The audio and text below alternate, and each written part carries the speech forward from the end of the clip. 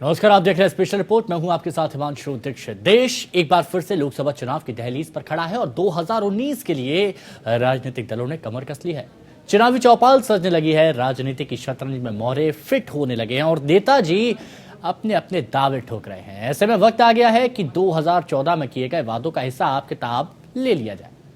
दरअसल 2014 में चुनाव से पहले वोट की खातिर नेताओं ने वादों की एक लंबी झड़ी लगा दी थी और जनता ने भी उनके वादों पर एतबार कर माननीय को वोट देकर सांसद बना दिया। अब करीब 4.5 साल बाद सांसद महोदय जनता की उम्मीदों पर कितना खरा उतर पाए हैं, इसकी पड़ताल भी जरूरी हो जाती है। 2014 के लोकसभा चुनावों में नेताओं ने जिन वादों को लेकर जनता से वोट मांगे थे, उन वादों को वो कितना पूरा कर पाए हैं। अब खुद जनता जनार्दन माननीय सांसदों का बही खाता तैयार कर रही है और इसी के आधार पर वो 2019 में मतदान भी करेंगे। तो चलिए आज आपको उत्तर प्रदेश के कुछ सांसदों के संसदीय क्षेत्र ले चलते हैं। वहां के सांसदों के गोद लिए गांव और उनके संसदीय क्षेत्र में शिक्षा व्यवस्था में कितना सुधार आया और यहां की जनता अपने सांसद के बारे में क्या राय रखती है, ये जानते हैं।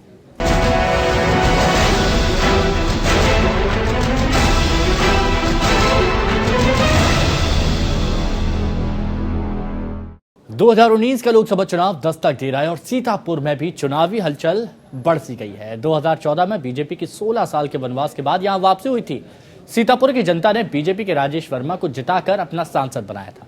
अब जबकि सांसद राजेश वर्मा के कार्यकाल का 4.5 साल गुजर चुका है, तो जनता उनसे उनके कामकाज का हिसाब किताब मांग रही है ताकि उसी के मुताबिक वो 2019 में वोट कर सके। उधर विपक्ष का आरोप है कि सांसद राजेश वर्मा ने सीतापुर के विकास के लिए कोई खास काम नहीं किया। खुद सांसद राजेश वर्मा के गोद लिए गांव में विकास की क्या स्थिति है, ये जानने के लिए हमने सांसद राजेश वर्मा के गोद लिए गांव में जाने का फैसला किया ताकि सांसद के कामकाज की सही तस्वीर आप तक पहुंचा सकें। सांसद आदर्श ग्राम योजना के तहत सीतापुर सांसद राजेश वर्मा ने करीब 4 साल पहले मोहम्मदाबाद तहसील के मीरानगर गांव को गोद लिया था, लेकिन हैरत की बात है कि आज भी मीरानगर आदर्श गांव की शक्ल नहीं ले सका है। आज भी मीरानगर गांव की सड़कें बदहाल नजर आती हैं। सांसद आदर्श ग्राम योजना के तहत चयन होने के बाद से गांव में कोई खास विकास कार्य नहीं हुआ है। सड़क, बिजली, पानी और स्वास्थ्य सेवाओं में भी कोई आदर्श गांव के मानकों पर खरा नहीं उतर पाया। ये सांसद की निधि से जो थोड़ा बहुत काम हुआ है, उसमें भ्रष्टाचार के आरोप लग रहे हैं। काम की गुणवत्ता सवालों के घेरे में है। गांव में पीएम आवास योजना के तहत अपात्र लोगों को घर दिए जाने की बात भी सामने आ चुकी है, जबकि जिनको वास्तव में घर की जरूरत थी वो आज भी बेचारे बेघर हैं। आदर्श गांव होने के बावजूद मीरानगर गांव में बुनियादी सुविधाओं का घोर अभाव से गांव वाले अपने सांसद राजेश वर्मा से बेहद नाराज नजर आ रहे हैं। 4 साल कभी नाली वाली बनी? नहीं। हाँ। नहीं, आज तक कुछ नहीं। आज कह रहा 15 साल पहले नाली बनी। तब से नाली नहीं बनी। पानी यानी कैसे क्या होता? पानी का पानी जहाँ बहाती देखो सब बैठे बैठे पड़े हैं, सब इसी देखो सब बहाती है। अच्छा, आपके गांव में कभी सांसद आए हैं? सांसद आए हैं तो वही लंग से रोड के अलावा ये पार आवे नहीं दीन है। अच्छा, नहीं आवे दीन है। अच्छा, रोड के रही पार नहीं आवे दीन है, वह लंग रहे हैं और उतर से न वैसा चले गए हैं। ऐसी नहीं आवे दीन है कि हमारा टोला कत्ता गरीब है। हाँ, हमारे टोला में सेवा पल्ली पाखर पड़े हैं, कोई देखे हो सबके सब पल्ले पाखर पड़े हैं, किसी के कुछ नहीं है।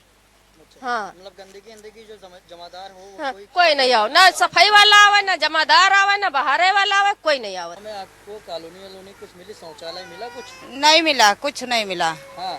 हमारे मड़ैया है साहब, हम बनाई खाई थी है और कुछ नहीं मिला हमको लोगन को। नाली वाली कुछ बनी हुई? नाली नहीं बनी है साहब, नाली नहीं बनी हमें टोल में। तो सफाई करने के जमादार आता है? कोई नहीं आता है। हाँ, हाँ, मतलब सांसद आए थे आपके? नहीं, कोई नहीं आता है।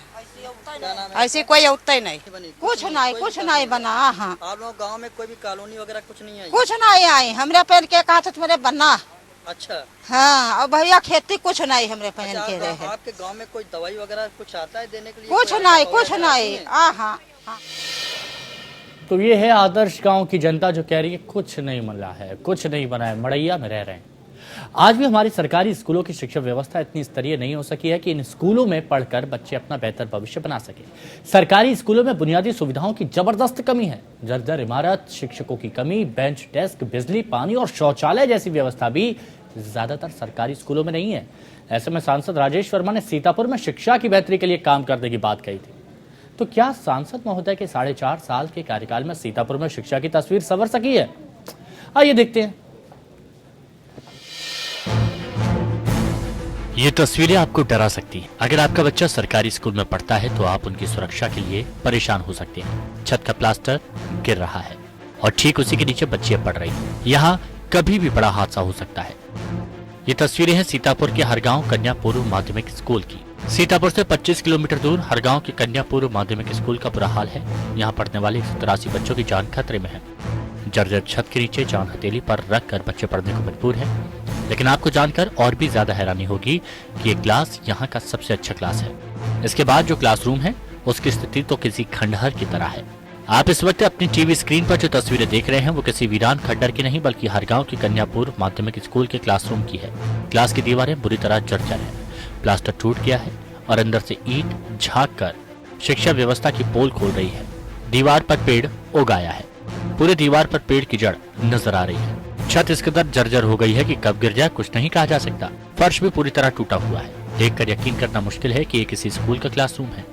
और इसी हालात के बीच जर्जर और टपकती छत के नीचे यहाँ बच्चियां पढ़ने को मजबूर हैं। बच्चे डर से स्कूल नहीं आना चाहती, लेकिन पढ़ाई की मजबूरी ऐसी कि जान जोखिम में डालकर भी उन्हें स्कूल जाना पड़ता है। पढ़ते हैं, ये क्लास पूरा बारिश में जो है टपकता है। जी सर, टपकता है। तो कैसे आप लोग बैठते हैं, कैसे पढ़ते हैं? सर इधर उधर जाकर बैठ के पढ़ते हैं। अच्छा, खुले में जाते हैं, पेड़ के नीचे बैठती हैं। जी सर। अच्छा, तो ये बताइए आप लोगों को जो गर्मी हो रही है, गर्मी लगती है? जी सर। पंखा नहीं चल रहा है? जी सर। तो लाइट नहीं है? नहीं। आप बताइए क्या दिक्कत होती है आपको यहाँ पे? सर पंखा नहीं चलता है, बहुत गर्मी लगती है और बरसात में पानी छत टपकती है। अच्छा, पूरा स्कूल टपकता है? जी सर। जी सर। क्या दिक्कत आती है? कि यहाँ पंखा नहीं चलता है, बहुत गर्मी होती है। अच्छा, ये पूरी बिल्डिंग टपकती है? जी सर। आप लोग बाहर भी पढ़ती हैं? स्कूल की इमारत जर्जर हो चुकी है। यहाँ कुछ भी सुरक्षित नहीं। आधा सत्र बीत जाने के बाद बड़ी मुश्किल से स्कूल में नई किताबें आई, लेकिन बच्चों को बांटे जाने से पहले ही वो खराब हो रही हैं। बारिश की वजह से छत से पानी टपकता है, जिसकी वजह से कमरे में रखी किताबें गीली हो रही हैं। वहीं पिछले सत्र की पुरानी किताबें तो पूरी तरह से भीग कर खराब हो गई। न बच्चों के बैठने की सुरक्षित जगह और न ही किताबों को रखने की व्यवस्था। ऐसे में यहाँ पढ़ाई लिखाई पूरी तरह से चौपट हो रही है। स्कूल की इस दुर्दशा के बाद प्रिंसिपल ने कई बार शिक्षा विभाग के आला अधिकारियों से शिकायत की, लेकिन कोई सुनवाई नहीं हुई। क्या दिक्कतें हैं आप लोगों ने, क्या अधिकारी को लिखित में शिकायत की? हम अपने विभाग को 2-3 बार लिख के दे चुके हैं कि विद्यालय जर्जर है, बरसात के दिनों में ये टपकने लगता है, तो हमको मजबूरी में बाहर बैठाना पड़ता है। तो यहाँ पे और लाइट की क्या व्यवस्था है? लाइट व्यवस्था है, केबल यहाँ बंदरों का बहुत प्रकोप है, बंदर तोड़ देते हैं, तो इसलिए लाइट चल नहीं पाती है। मतलब सिर्फ पंखे 100 पीस के लिए लगे रखे हैं? हाँ, पंखे लगे हैं, कनेक्शन भी है। हाँ। लेकिन केबल नहीं चल पाता है, केबल तोड़ देते हैं बंदर। स्कूल की जर्जर इमारत की वजह से यहाँ पढ़ने वाली बच्चियां ही नहीं, टीचर भी डरते हैं। पता नहीं यहाँ कब कोई हादसा हो जाए। खंडहर में तब्दील इस स्कूल में बारिश मुसीबत का सबब बन गई है। बारिश होने पर छत से पानी टपकता है और पूरे क्लासरूम में पानी भर जाता है। लेकिन लाख शिकायतों के बावजूद शिक्षा विभाग आंखें मूंदे बैठा है। शायद अधिकारी किसी बड़े हादसे का इंतजार कर रहे हैं। यहाँ पे जब बच्चों को पढ़ाती हैं क्या दिक्कतें आती हैं आपको? अरे यहाँ तो बैठने की कोई जगह नहीं है। बरसात के टाइम सारा पानी अंदर आ जाता है और ऊपर से ये सब कपड़े जो होते हैं छूट के गिरते हैं, तो हर समय हम लोग को डर रहता है कि कब बच्चा किसके चोट लग जाए। और केवल 3 लोगों का स्टाफ है। क्या यहाँ पे कोई अधिकारी आया, कोई जो है बीएससी आपके यहाँ आया, आप लोगों ने लिखित में शिकायत भी की? शिकायत तो कई बार हुई, लेकिन आया कोई नहीं है। कोई नहीं आया, कोई ध्यान नहीं दिया जा रहा। सरकार और शिक्षा विभाग के अधिकारियों को भले ही यहाँ पढ़ने वाले बच्चों की सुरक्षा की चिंता नहीं, लेकिन स्कूल के शिक्षक बच्चों की सुरक्षा को लेकर हर वक्त डरे रहते हैं। ये बिल्डिंग गिर सकती है और बड़ा हादसा हो सकता है। यही वजह है कि बच्चों को क्लासरूम की बजाय बाहर खुले में पेड़ के नीचे बैठाकर पढ़ाया जा रहा है। शिक्षा व्यवस्था की इससे बड़ी दुर्दशा की तस्वीर आपको शायद ही देखने को मिले। बच्चे बाहर खुले में जमीन पर बैठकर इसलिए पढ़ रहे हैं क्योंकि क्लासरूम में उनकी जान पर खतरा है। खौफ के साए में देश के नौनिहाल यहाँ अपना भविष्य बनाने की जद्दोजहद कर रहे हैं। यहाँ पे बाहर पढ़ रही हैं क्यों? इसलिए हमारे क्लास में वो पानी टपकता है, इसलिए हम बाहर टपकते हैं छाँव में। आप बाहर पढ़ रही हैं, तो आप बताइए क्या दिक्कतें आ रही हैं आप लोगों को? वहाँ पर क्या है तो कभी भी ऐसा हो सकता है, कैसा भी हो सकता है, इसीलिए हम पेड़ की छाया में पढ़ते हैं। अच्छा, तो ये वहाँ पे अंदर क्या दिक्कतें आती हैं आप लोगों को? लाइट नहीं है, बैठने की लाइट भी नहीं, बैठने की भी दिक्कत है, और यहाँ वहाँ किताबें भी रखी जाती हैं, किताबें भी भीग जाती हैं, इसीलिए हम यहाँ बैठते हैं। क्योंकि बारिश होती है तो छत में से पानी नीचे गिरने लगता है, इसलिए हम लोग बाहर बैठते हैं। इसलिए खेलना अच्छा था कि वो कहीं छूट ना जाए, इसलिए हम लोग बाहर बैठे हैं, कहीं गिर ना जाए। हर गांव के कन्यापुर माध्यमिक स्कूल में छत गिरने के डर से बच्चों को बाहर बैठकर पढ़ाया जा रहा है, लेकिन यहाँ भी बच्चों की मुसीबतें कम नहीं होती। जान का खतरा भले ही टल जाए, लेकिन मौसम की मार से बच्चे अक्सर बीमार पड़ते रहते हैं। गर्मी के दिनों में लू लगने का डर, तो जाड़े में ठंड, बरसात में तो यहाँ अक्सर छुट्टी ही करनी पड़ती है। ऐसे में आप समझ सकते हैं कि यहाँ कैसे पढ़ाई होती होगी। स्कूल में बिजली का कनेक्शन कटा हुआ है, तो पानी और शौचालय भी यहाँ पढ़ने वाले बच्चों के लिए समस्या बनी हुई है। कुल मिलाकर इस स्कूल का माहौल ऐसा है कि यहाँ पढ़ाई करना किसी जंग लड़ने से कम नहीं। इतनी चुनौतियों से जूझने के बाद यहाँ बच्चे कैसे पढ़ते होंगे, ये बड़ा सवाल है। मोहम्मद समीर, APN, सीतापुर। एक संसदीय क्षेत्र के तौर पर कानपुर जिला और कानपुर देहात के कुछ विधानसभा क्षेत्रों को मिलाकर अकबरपुर संसदीय क्षेत्र का निर्माण किया गया। अकबरपुर संसदीय क्षेत्र ब्राह्मण और ठाकुर मतदाता बाहुल्य क्षेत्र है। बावजूद इसके इस लोकसभा क्षेत्र में 5 बार बीएसपी ने बाजी मारी है, जिसमें से 3 बार तो खुद मायावती ने यहाँ का प्रतिनिधित्व किया। हालांकि एक सच ये भी है कि मायावती ने हर बार बिना पूरा कार्यकाल पूरा किए ही बीच में ही इस्तीफा दिया है। हालांकि 2009 में परिसीमन के बाद हुए पहले चुनाव में ये सीट पर कांग्रेस के पास चली गई थी और 2014 में मोदी लहर में बीजेपी के देवेंद्र सिंह ने यहां से शानदार जीत दर्ज की। पीएम मोदी के आह्वान पर अकबरपुर सांसद देवेंद्र सिंह भोले ने कानपुर देहात के मैथा ब्लॉक के लालपुर शिवराजपुर गांव को आदर्श गांव के तौर पर गोद लिया था। लालपुर गांव को सांसद देवेंद्र सिंह भोले ने जब गोद लिया तो गांव वालों की खुशियों का ठिकाना नहीं रहा था। ग्रामीणों के आंखों में एक विकसित आदर्श गांव का सपना पलने लगा था। सांसद ने भी गोद लेते वक्त गांव में विकास की गंगा बहाने का वादा किया था, लेकिन क्या आज लालपुर गांव आदर्श गांव बन सका है? ये जानने के लिए हमने लालपुर आदर्श गांव का दौरा किया। लालपुर शिवराजपुर आदर्श गांव में कदम रखते ही हमें विकास की आधी अधूरी तस्वीरें नजर आई। गांव में प्रवेश करते वक्त सड़कें थोड़ी ठीक दिखी, लेकिन थोड़ा आगे बढ़ते ही सड़क बदहाल हो गई। गांव की ज्यादातर सड़कें कच्ची और टूटी हुई। इन रास्तों से होकर गुजरना किसी से जंग लड़ने से कम नहीं। इन सड़कों में कई जगह भारी कीचड़, तो कहीं पर लोग बाग चलते में भी गिर जाते। गांव के ज्यादातर घर कच्चे हैं। सरकार की आवास योजनाओं का यहाँ असर ना के बराबर है। वही गांव में कई शौचालय आज भी अधूरे हैं। गांव में प्राथमिक स्कूल तो है, लेकिन हाई स्कूल और इंटर कॉलेज नहीं बन सका है। गांव का एक तालाब गंदा पड़ा है तो दूसरा सूख गया है, लेकिन गोद लेने के बाद गांव में विद्युतीकरण, सड़क, पानी के कुछ काम जरूर हुए हैं, लेकिन एक आदर्श गांव से अभी नहीं कहा जा सकता। ऐसे में ज्यादातर ग्रामीण अपने सांसद के कामकाज से संतुष्ट नजर नहीं आए।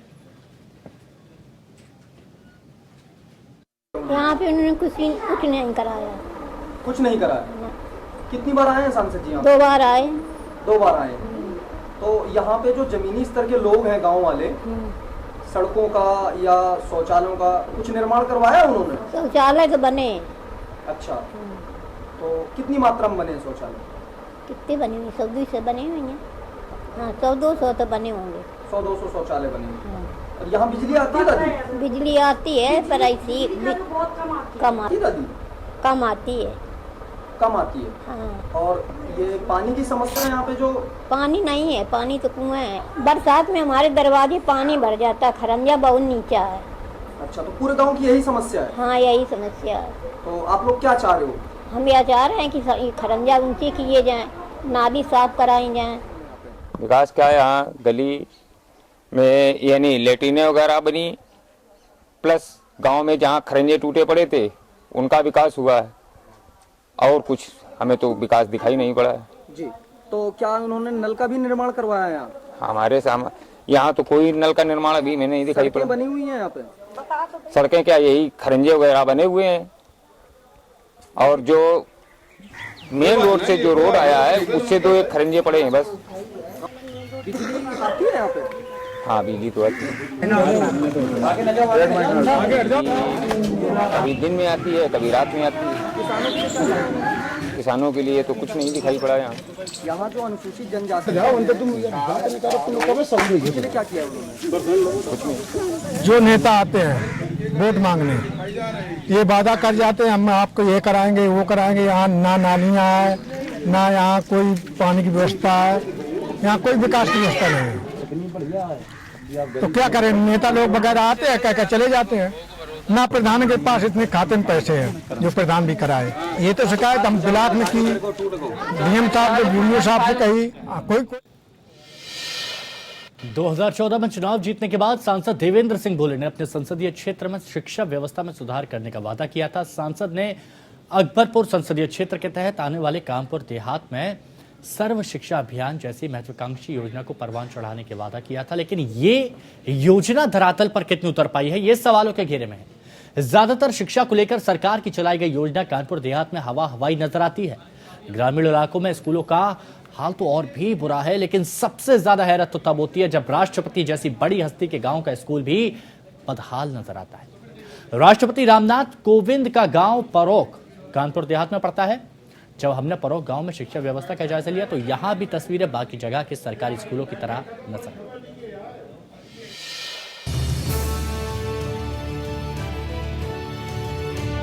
राष्ट्रपति रामनाथ कोविंद का गांव परोक कानपुर देहात जिले में पड़ता है।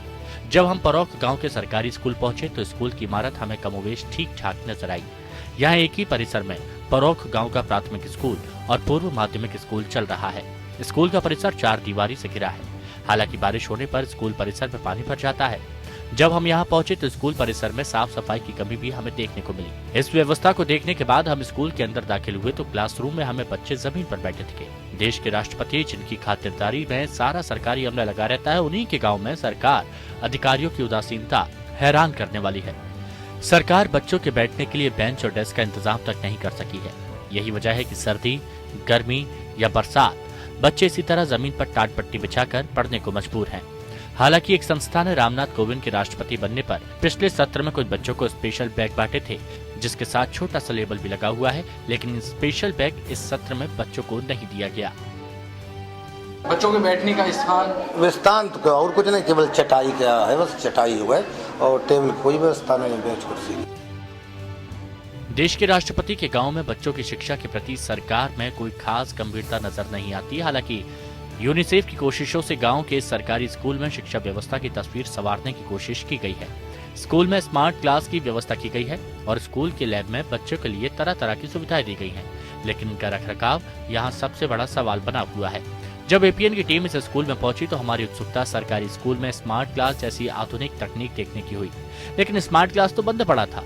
हमारे कहने पर स्मार्ट क्लास का ताला खोला गया, लेकिन यहाँ तो प्रोजेक्टर था ही नहीं और जो मशीनें रखी हुई थी उसकी तस्वीर बता रही थी कि संसाधनों के रखरखाव में कितनी लापरवाही बरती जा रही है। आपको जानकर हैरत होगी कि राष्ट्रपति के गांव के इस स्कूल में बिजली का कनेक्शन कटा हुआ है।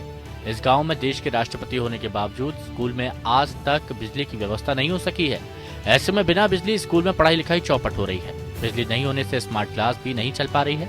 स्कूल में शुरू हुए स्मार्ट क्लास में जो प्रोजेक्टर लगा है उसकी बैटरी सोलर लाइट से चार्ज होती है, लेकिन बरसात में धूप कम निकलने की वजह से बैटरी चार्ज नहीं होती। ऐसे में प्रोजेक्टर प्रिंसिपल के घर में रखा हुआ है और स्मार्ट क्लास ठप पड़ी है। ये बताइए कि हम यहाँ पर डिजिटल क्लास की बात की जाए, डिजिटल क्लास को लेकर अगर हमने यहाँ पर क्लासेस देखी हैं तो यहाँ पर कोई टेबल कोई ऐसी और भी कोई टेक्नोलॉजी चीजें आई? हाँ, क्या है? जून की वजह से बैटरी जो उसकी डिस्टर्ब हो गई, वो हम परसों जो है उसको लेके भरना है, तो डेरापुर ले गए। अब वो जो भर के, चूँकि यहाँ बिजली की व्यवस्था है नहीं और इससे में जो है जब प्रकाश नहीं होता है तो वो जो है सौर ऊर्जा वाली वो भर नहीं पाती है, तो वो क्लास चल नहीं पाती है। हिंदी मीडियम के सरकारी स्कूलों में भी बच्चों की गुणवत्ता युक्त शिक्षा मिले, इसी मकसद से स्कूल में स्मार्ट क्लास शुरू की गई थी। लेकिन स्कूलों में बच्चों को कैसी शिक्षा मिल रही है, इसकी पोल उस वक्त खुल गई जब हमने यहाँ पढ़ने वाले बच्चों से बात की। राष्ट्रपति रामनाथ कोविंद के गांव के इस स्कूल में कई बच्चों को उनका नाम तक नहीं पता। राष्ट्रपति को पता है क्या नाम है?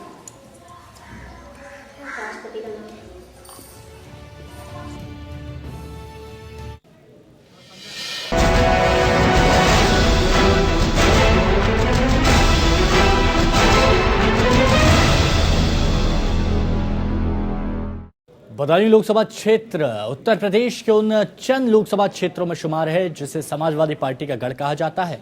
माना जाता है कि देश में लहर किसी भी पार्टी की ही हो, लेकिन यहाँ की जनता तो बस समाजवादी पार्टी पर ही भरोसा करती है। पिछले 2 दशकों में बदायूं के सभी लोकसभा चुनावों में समाजवादी पार्टी जीतती आई और 2014 में जब पूरे देश में मोदी लहर चल रही थी, उस वक्त भी बदायूं की जनता ने समाजवादी पार्टी के धर्मेंद्र यादव को जिताया था। अब 2019 का लोकसभा चुनाव नजदीक है तो देखना है कि क्या बदायूं सांसद धर्मेंद्र यादव जनता की उम्मीदों पर खरा उतर पाए हैं। क्या धर्मेंद्र यादव गोद लिए गांव में विकास की गंगा बहाई गई है।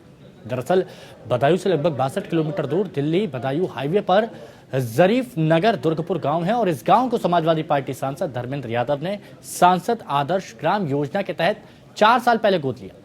सांसद धर्मेंद्र यादव ने जरीफ नगर दुर्गपुर गांव का कितना विकास किया और जरीफ नगर की जनता उनके काम से संतुष्ट है कि नहीं, ये जानने के लिए एपीएन की टीम जरीफ नगर आदर्श गांव पहुंची